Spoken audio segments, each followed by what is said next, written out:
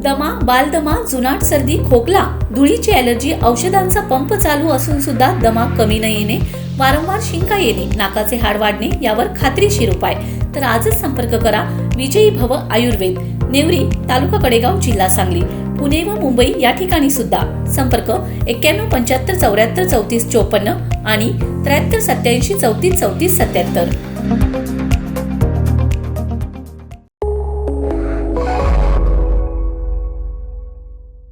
नमस्कार, मी मयुरी आणि आपण पाहत आहात 7 स्टार न्यूज.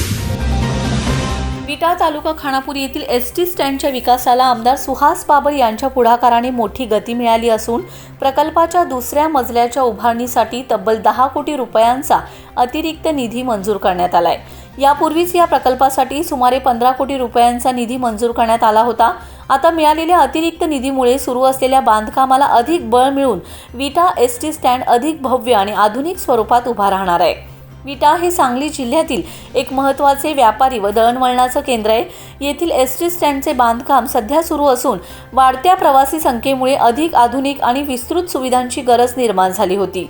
ही गरज ओळखून आमदार सुहास बाबर यांनी शासन स्तरावर सातत्याने पाठपुरावा करत हा अतिरिक्त निधी मंजूर करून घेतलाय.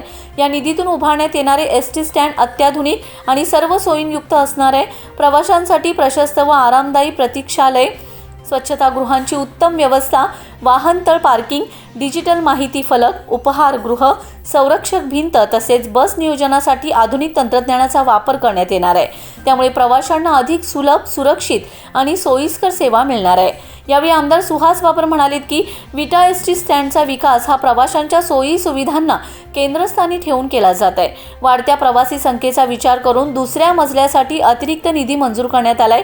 या माध्यमातून अधिक प्रशस्त आणि आधुनिक सुविधा उपलब्ध करून देण्याचा आमचा प्रयत्न आहे. येणाऱ्या काळात विटा एसटी स्टँड हे जिल्ह्यातील आदर्श व सुसज्ज बसस्थानक ठरेल.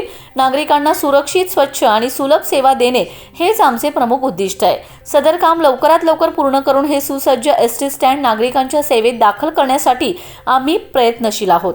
सांगली जिल्ह्यातील एक मॉडेल बसस्थानक म्हणून विटा स्टँडची ओळख निर्माण होईल असा आमचा विश्वास आहे. Bureau report 7 star news.